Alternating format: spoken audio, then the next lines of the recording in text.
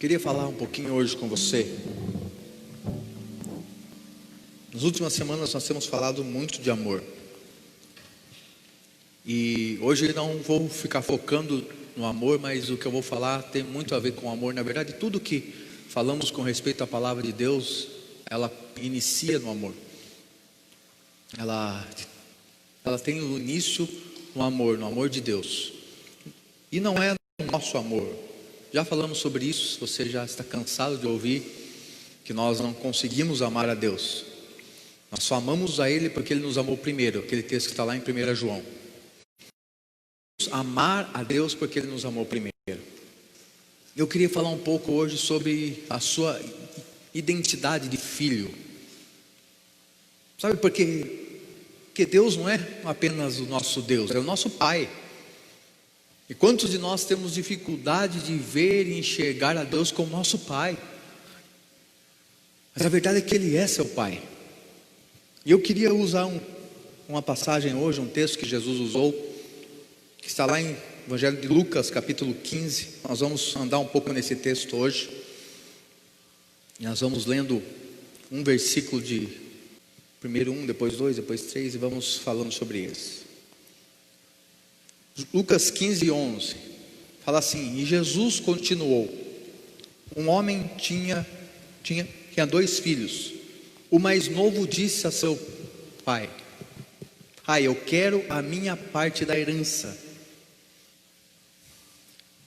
Deixa eu falar um pouquinho sobre esse versículo com você. Perceba uma coisa. Jesus conta uma história aqui. Ele está querendo ilustrar alguma coisa. Ele usa a filiação para isso. Ele fala que o filho que é mais novo, ele chega no seu pai e fala assim: eu quero a minha parte da herança. Perceba uma coisa. Esse filho sabia que o que o pai tinha era dele. Ele sabia que aquilo tudo que ele tinha era do filho também. Mas mesmo assim ele chega diante do seu pai e o que ele faz? Ele fala: eu quero, me dá. Ele pede. Você já parou para pensar nesse texto? Nós lemos esse texto e passa batido. E uma das coisas que passa batido nesse texto é isso daqui. Ele está pedindo algo que é dele.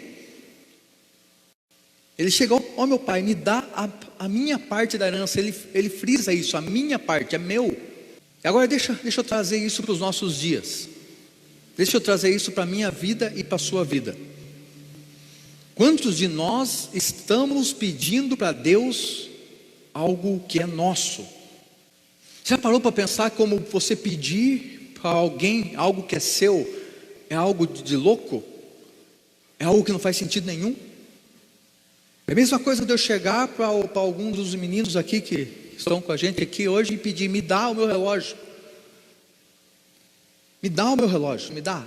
Ele fala: me dá a minha herança. Ele fala: é minha. Onde está o meu relógio? Comigo. Como que eu vou pedir para alguém algo que já está comigo? Como que eu vou exigir que alguém me dê algo que é meu?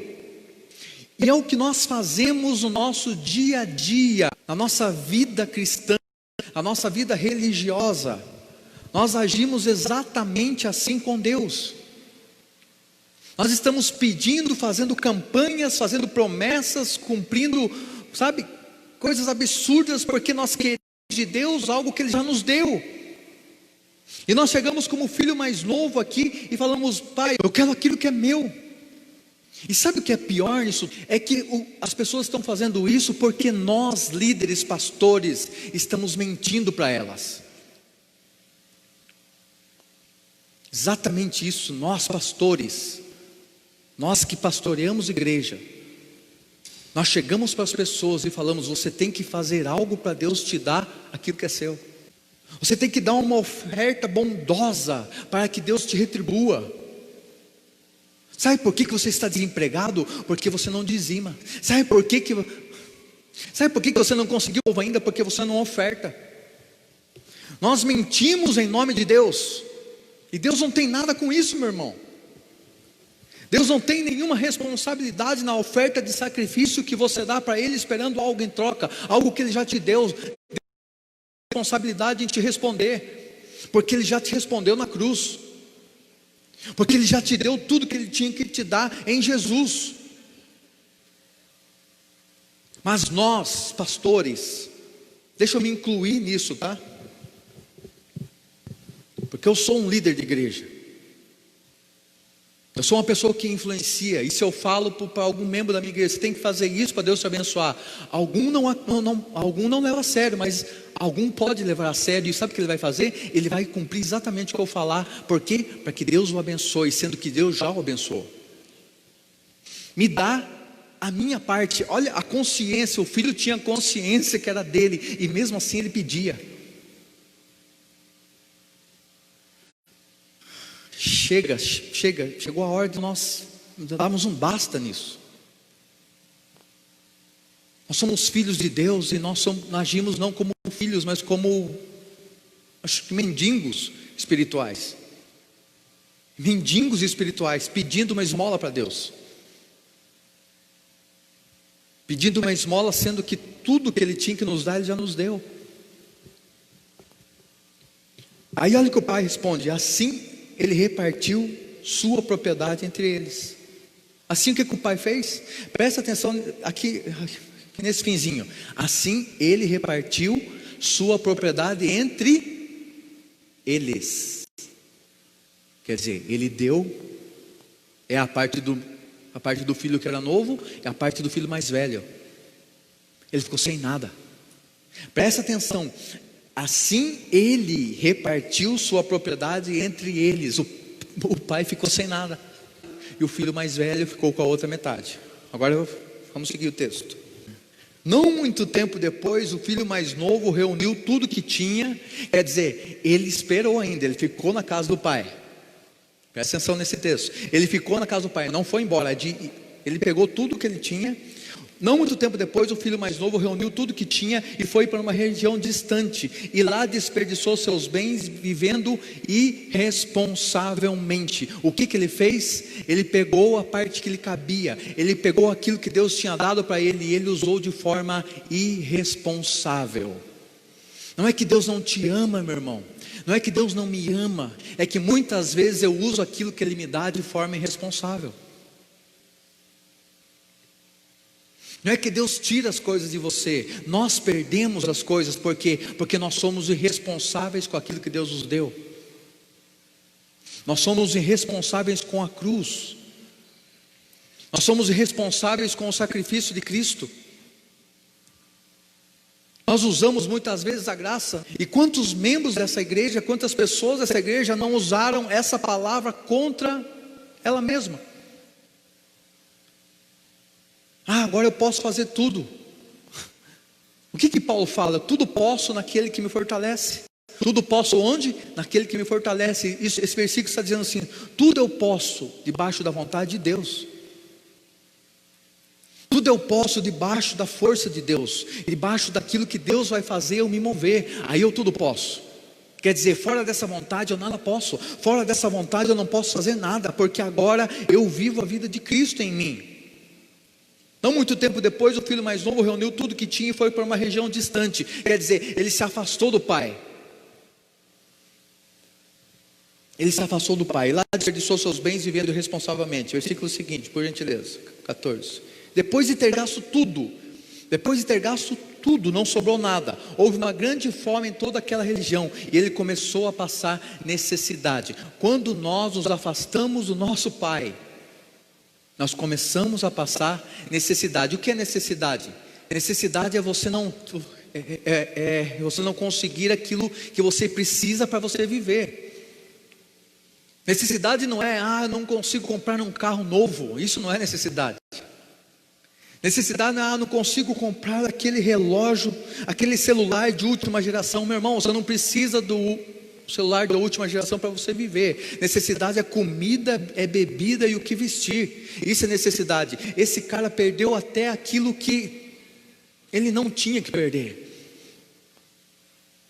Ele começou a sentir falta de tudo. Tudo por quê? Porque ele se afastou daquele que supria ele, porque ele se distanciou do pai. Perceba uma coisa aqui: O grande problema desse cara não é o que ele tinha levado embora, o que ele tinha perdido. O grande problema desse filho é que ele ficou longe do pai. O nosso grande problema, meu irmão, é ficar longe do pai. Não é ficar longe de igreja. Entenda uma coisa: igreja é muito bom. Eu sou pastor de uma igreja, e eu quero que você venha para ela se você se sentir à vontade. Você vai ser muito bem-vindo. Nós vamos te amar aqui, nós vamos ficar felizes com a tua presença aqui. Mas muitas pessoas confundem, de repente, você participar de uma igreja com você estar debaixo da vontade do Pai, estar perto do Pai. Não tem nada a ver uma coisa com a outra. Muitas pessoas estão participando de cultos dentro da igreja, ministrando louvor, ministrando palavra, tocando instrumento, participando do departamento, estão longe do Pai. E elas passam por necessidade. Elas vê tudo aquilo que elas tinham um dia indo embora. Tudo por quê? Porque elas estão longe do Pai. Elas participam de uma religião. Olha o versículo 15. E por isso foi empregar-se com um dos cidadãos daquela região, que o mandou para o seu campo a fim de cuidar dos porcos. O que ele fez? Ele foi pedir emprego para alguém. Ele virou servo. Perceba uma coisa, ele era filho. Agora ele se afastou do pai. E quando ele se afastou do pai, ele virou o quê? Servo. Quando ele se afastou do pai, o que ele virou? Escravo. Empregado. E aquilo que ele tinha em abundância, agora ele tem que fazer para que ele tenha um pouco. Sabe o que isso significa? Quando você se afasta do seu pai, você vive na lei. E agora as suas obras são necessárias para você viver. Agora você tem que fazer para você ser. E quando você está perto do Pai, você é, e por isso você faz. A palavra que ministramos é isso, porque fazemos, e não fazemos porque nós somos. Somos, e isso é natural. Sou filho e é natural eu ser filho. Agora, ser escravo não é natural eu ser escravo. E como não é natural, o que eu tenho que fazer? Eu tenho que fazer para que eu tenha uma recompensa. Para que eu possa ter suprida o que? Minhas necessidades. Nem é recompensa, é o básico do básico. Quantas pessoas vivem como servas na sua vida espiritual? Quantos de nós vivemos como servos na nossa vida espiritual, meu irmão? Precisamos orar. Precisamos, entenda o que eu estou falando. Nós precisamos, é um sacrifício você orar. Mas você ora por quê? Porque você precisa orar. Porque na sua mente, se você não orar, Ele não vai te abençoar.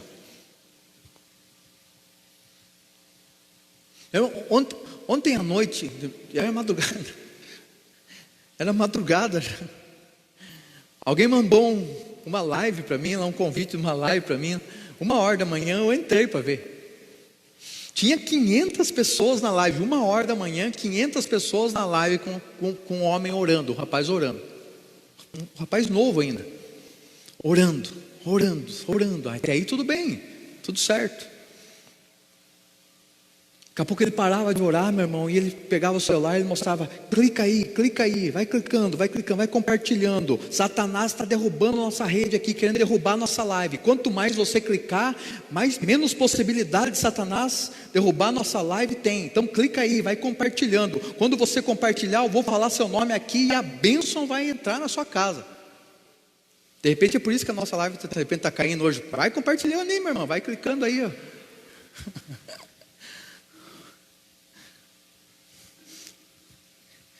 E eu lá olhando aquilo ali, as pessoas, amém, aleluia, glória a Deus, ore por isso, ore por aquilo, aleluia, aleluia pastor, aleluia evangelista, aleluia não sei o que, e aqueles comentários, um monte de comentário, irmão. Daí eu fiz um comentário bobo lá, só para ver se alguém ia me xingar, e alguém estava prestando atenção naquilo. Eu fiz um comentário bobo lá e fiquei esperando, ninguém nem leu o meu comentário. O comentário passou batido assim, ó. E foi só aumentando, 1h da manhã, 500, 600, 700 pessoas, meu irmão, não tinha conteúdo nenhum, o cara só querendo que compartilhasse.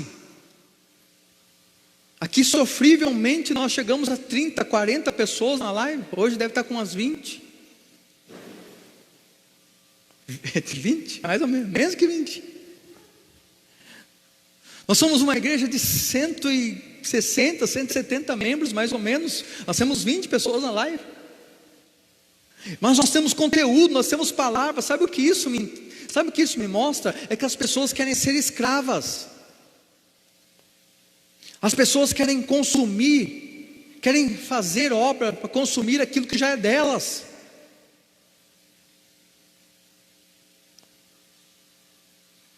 Onde já se viu você ter que compartilhar uma coisa para Deus te abençoar? Na rede social, meu irmão, compartilhar, mandar para... Meu Deus do céu, o nível que nós vemos hoje nas redes sociais de palavra é muito baixo. É muito baixo.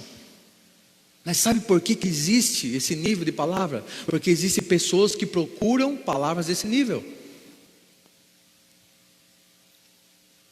Olha o próximo versículo. Ele virou um escravo. Ele desejava encher o estômago com as vagens de alfarrobeira que os porcos comiam, mas ninguém lhe dava nada. Ele queria comer aquilo que não iria o alimentar. Ele queria um alimento que não iria sustentar ele. Sabe o que acontecia? Nem isso as pessoas lhe davam. É exatamente isso que está acontecendo hoje. As pessoas, elas querem se alimentar, e elas aceitam qualquer coisa para se alimentar, para não morrer de fome. Espiritualmente estou falando. Mas só que elas não conseguem nem essa qualquer coisa. Sabe por quê? Porque elas esqueceram de onde elas vieram, quem elas são. Aí olha o 17, caindo em si ele disse: quantos empregados do meu pai têm comida de sobra, eu aqui morrendo de fome? Caindo em si. Olha o 18, eu me porei a caminho e voltarei para meu pai e lhe direi: pai, pequei contra o céu e contra ti, não sou mais digno de ser chamado teu filho, trata-me como um dos teus empregados. Presta atenção nisso. Ele caiu em si, e aparentemente nós lemos esse texto e falamos: nossa, se arrependeu. Não, meu irmão, ele não se arrependeu. Esse texto deixa bem claro o que ele lembrou: da comida que ele tinha na casa do pai. Ele não lembrou do pai. Ele não lembrou que ele era filho, tanto que ele falou aqui, não sou mais digno de ser chamado teu filho. Por que não sou mais digno? Porque eu te deixei, porque eu te abandonei, porque eu peguei tudo aquilo que era teu e eu gastei. Então me trata como um servo, me trata como um escravo, me trata como um empregado. Obras eu fiz, e porque eu fiz de mal, você deve me tratar mal. Porque eu não fiz o bem, você não deve me considerar como filho. E quando que você trata um filho seu assim, meu irmão? Seu filho não faz a sua vontade, ele deixa de ser filho? É assim que funciona? E por que com Deus tem que ser assim? Por que nós achamos que com Deus é assim? Errei, pequei hoje, fiz uma coisa que não é da vontade do Pai, então agora me trata como se eu não mereço mais nada. Se nós que somos maus, Jesus fala isso, se nós que somos maus, se o nosso filho pedir um pedaço de pão, nós vamos dar o que para ele? Pão? É isso que diz a palavra. E ele continua dizendo: quanto mais o Pai Celestial não vos dará o Espírito Santo de Deus. Sabe do que você é merecedor, mesmo não achando isso? Do Espírito Santo de Deus. Sabe quem é o Espírito Santo de Deus? É nada mais, nada menos que o próprio Deus morando em você. Nós temos que ter essa consciência, meu irmão. Nós somos Deus andando nas ruas da nossa cidade. Você parou para pensar nisso? Eu me porei a caminho, voltarei para o meu pai e vou dizer: pai, eu pequei contra o céu e contra ti. Não tinha como ele se arrepender. Sabe por que não tinha como se arrepender? Porque arrependimento, nós já falamos isso aqui, arrependimento é uma mudança de mente, é uma metanoia, certo? E essa metanoia só acontece depois do encontro com o Pai. Primeiro o encontro, primeiro a reconciliação, depois o arrependimento, não é assim? Então aqui ele não se arrepende, por quê? Porque ele está longe do Pai. Não tem como você se arrepender se você estiver longe do Pai. Porque a mudança de mente acontece por amor e não por medo. Quantas pessoas querem colocar medo em você? É exatamente o que está acontecendo aqui. Ele está com medo do pai. Ele está com tanto medo do pai que ele se contenta agora em ser um escravo.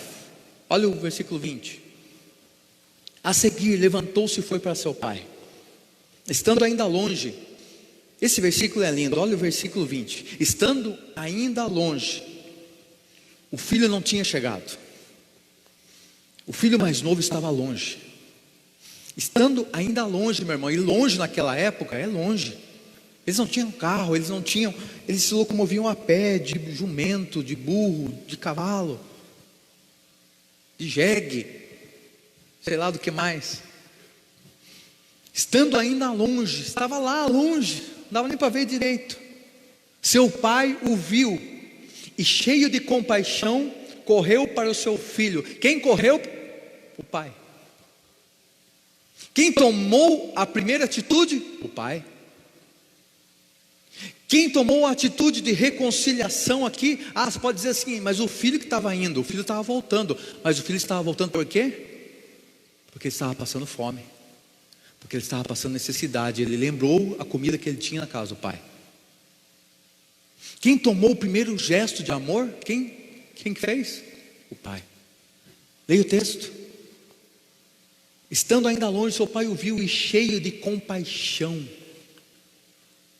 cheio de amor, cheio de misericórdia, cheio de bondade, ele correu para o seu filho e o abraçou e o beijou. Algumas versões falam que ele pulou no pescoço do filho. Meu irmão, entenda uma coisa.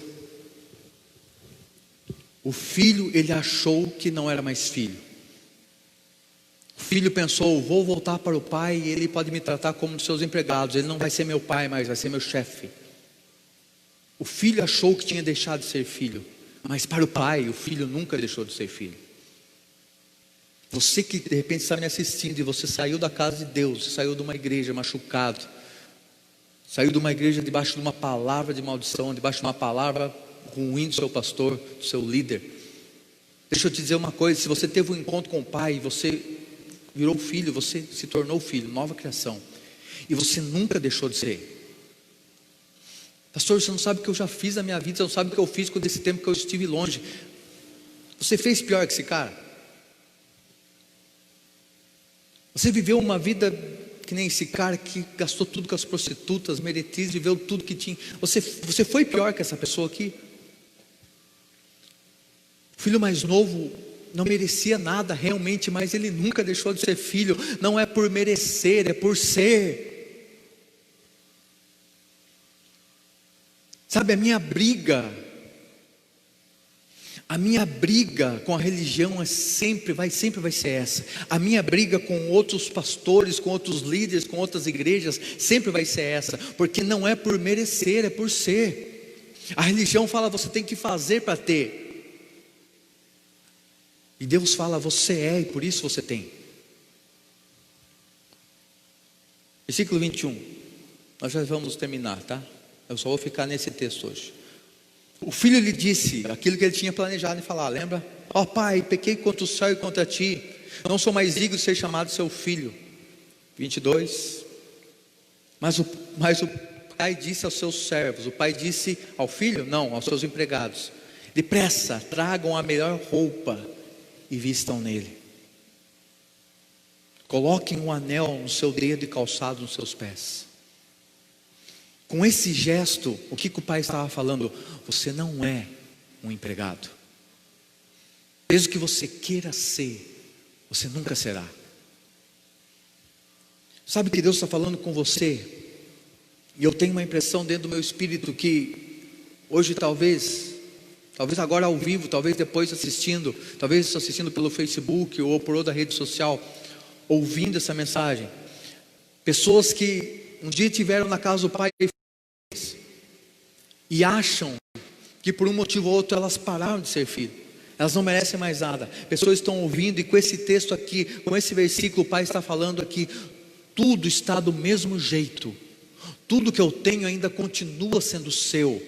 Mas eu perdi, eu fiz isso, eu fiz aquilo. O pai falou: tragam a melhor roupa e vistam nele, colocam um anel no seu dedo e calçado nos seus pés. Calçado nos pés quer dizer, você não é um escravo. Os escravos andavam descalço, meu irmão. Ele falou: coloca um calçado logo no pé desse rapaz, para ele saber quem ele é, para ele saber que ele não é igual aos outros, para ele saber que ele não é um escravo, para ele saber que ele tem uma identidade dentro dessa casa. O calçado te prepara para o caminho, meu irmão, te prepara para você andar a sua jornada, te prepara para o seu propósito. Quando você tem calçado, você pode caminhar sem que o seu pé machuque, sem que você tenha um obstáculo em você mesmo. É isso que Deus está querendo fazer hoje com você. Deus está querendo que você comece a caminhar rumo ao teu propósito, rumo àquilo que Ele fez você para ser.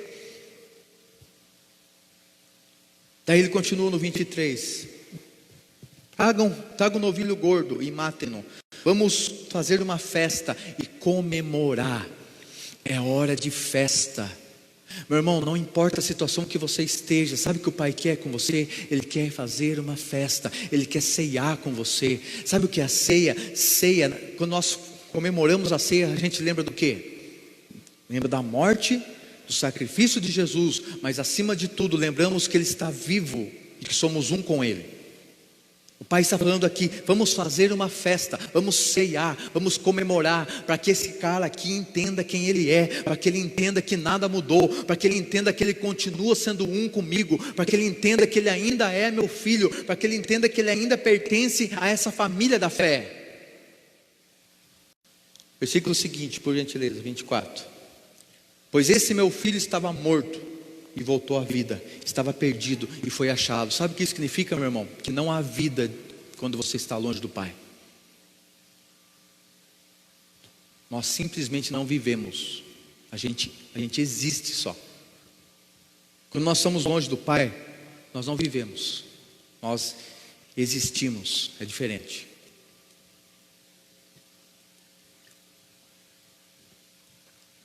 Esse meu filho, ele estava morto. Mas por que ele estava morto? Porque ele estava longe do lugar que ele tinha que estar.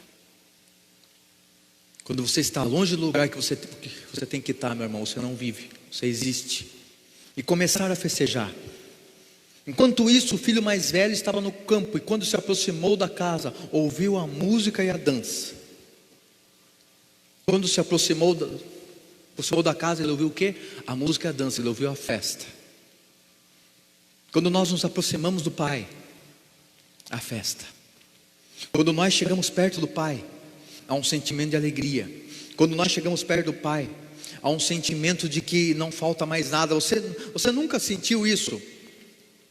Não sei, de repente, depois que você ficou maior, ficou adulto, mais velho, você nunca sentiu isso mais.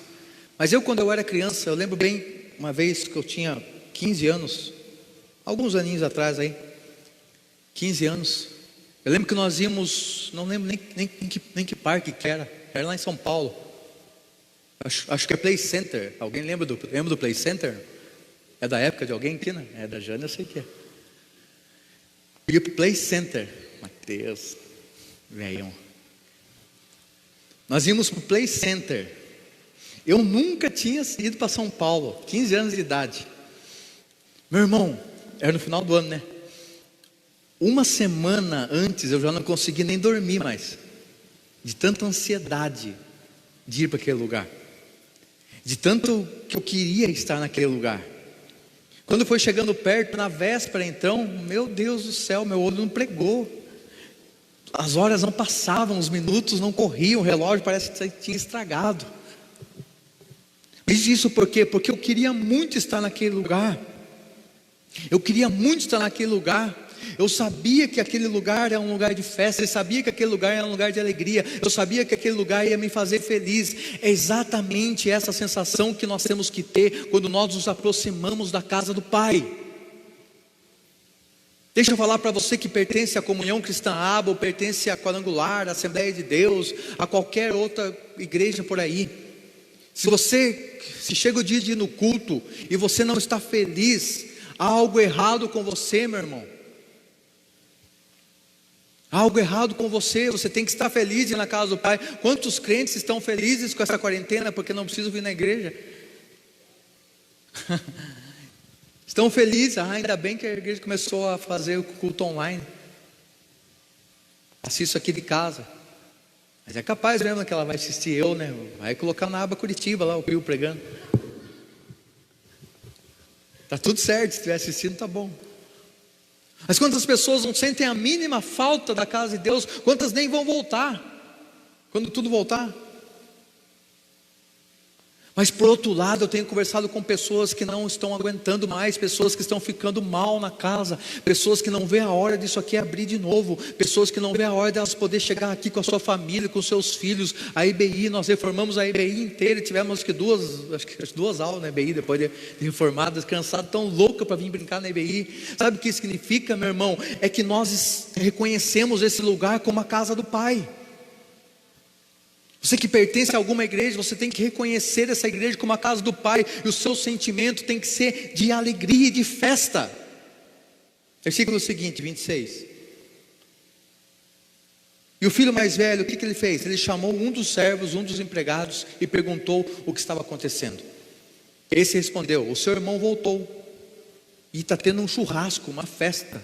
Ele matou aquele novilho gordo, porque o recebeu de volta são e salvo. Versículo 28. O filho mais velho encheu-se de ira e não quis entrar. O filho mais velho ficou sabendo da festa dentro da casa e o motivo da festa. O que ele fez? Ele se encheu de ira. Por quê? Porque ele julgava que o seu irmão não merecia aquela festa. E por que ele julgava? Porque ele nunca se afastou da casa do Pai. Você já ouviu alguma pessoa falar, você conversar com alguma pessoa, eu nasci na igreja. Já ouviu isso? Eu nasci, quando nós ouvimos isso, a impressão que tem é que a pessoa realmente nasceu na igreja, né? A mãe dela fez o parto dentro da igreja. Eu nasci na igreja. Eu nunca me desviei. Eu nunca tomei um gole de cachaça. Eu nunca fumei um trago. Já ouviu isso? As pessoas falam com orgulho. Glória a Deus que a pessoa nunca fumou, nunca bebeu, nunca se drogou. Eu só tive a minha mulher uma vez, uma mulher só na vida. Glória a Deus por isso, meu irmão. Mas foi exatamente isso que encheu esse cara de ira. Que ele se orgulhou nas atitudes que ele teve como filho. Só que eu não tenho que me orgulhar nas atitudes que eu tenho como filho. Sabe por quê? Porque isso tem que ser natural para mim. As atitudes que eu tenho como filho em relação ao Pai tem que ser algo natural, não tem que ser algo que eu faço forçado, ou porque eu quero merecimento, ou porque eu quero ganhar alguma coisa. Esse cara ficou bravo por quê? Porque na cabeça dele, você vai ver, aqui mais para frente você vai ver, a cabeça dele, ele falou: não é possível que o meu pai matou aquele bezerro mais gordo. Ele está fazendo um churrasco para esse cara aqui que desviou, que saiu da casa de Deus, que aprontou todas, que bebeu, que fumou, que se prostituiu, e agora ele volta e ele ganha uma festa. Meu irmão, ser filho não é uma obrigação. Ser filho é um privilégio. O grande problema de hoje em dia é que há muitos cristãos pensando que ser filho é uma obrigação. E quando nós achamos isso, tudo fica pesado. Inclusive um encontro com o Pai. Inclusive um encontro com o Pai. Vir na igreja é pesado por quê? Porque eu não amo esse lugar. Orar é pesado por quê?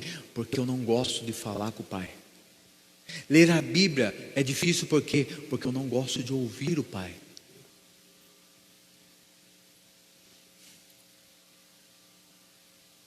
O filho mais velho encheu-se de ira e não quis entrar. Então seu pai fez o quê? Então o pai fez o quê? O pai saiu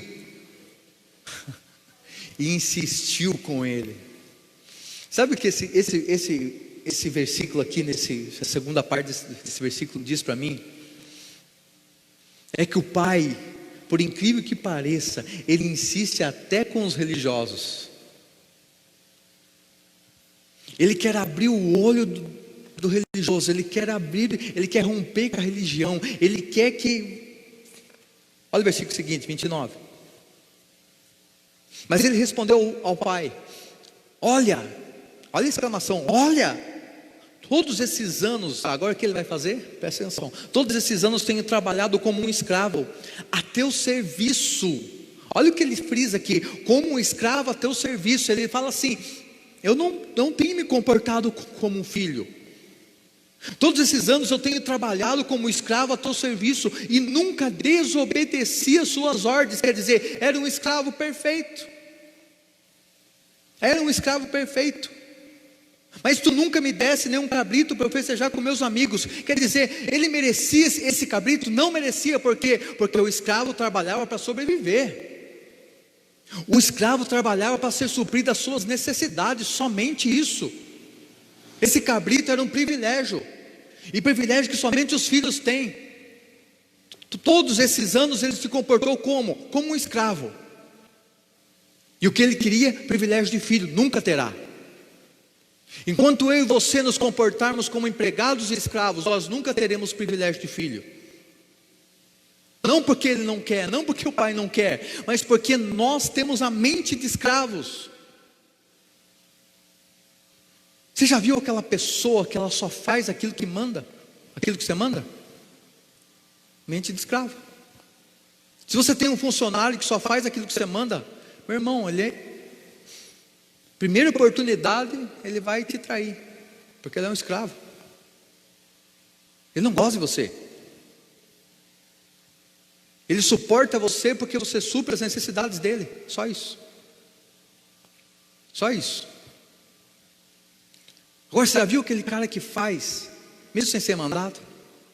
Você já viu aquele cara que quando você pensa numa coisa, você vai falar para ele, ele já fez? Se você tem um funcionário assim, meu irmão, agarre ele, ame ele. Você tem que dar privilégios para ele, porque ele age como filho, ele age como dono. Ele ama esse negócio. Ele ama o seu negócio tanto quanto você, talvez até mais que você. Porque você tem lucro com isso aí. Não, ele está recebendo salário, só isso. É exatamente assim. Ele se comportava como um empregado e ele queria privilégios de filho. Isso não vai acontecer. Mas tu nunca me desse nem um cabrito para festejar com os meus amigos. Agora olha o 30. Mas quando volta para casa esse seu filho que esbanjou os teus bens, você mata o novilho gordo para ele. Ele joga na casa, fala, mas quando volta para casa, esse seu filho, ele nem falou esse meu irmão, falou, quando esse seu filho volta para casa, que esbanjou tudo que você tinha, ele jogou fora tudo que você tinha com as prostitutas, você mata o novilho gordo para ele, você mata aquilo que era meu, você dá aquilo que era meu para ele. É isso que ele está falando. A revolta desse cara é que ele achava que o novilho era dele. E quer saber de uma coisa? Olha o que o pai disse: meu filho, meu filho, você sempre está comigo, e tudo que eu tenho é seu. O novilho era dele mesmo. Isso que é o pior. O novilho era do filho mais velho. E sabe o que deve ter sido pior aqui? É que o filho mais velho ouviu assim: por que você não fez um churrascão com seus amigos?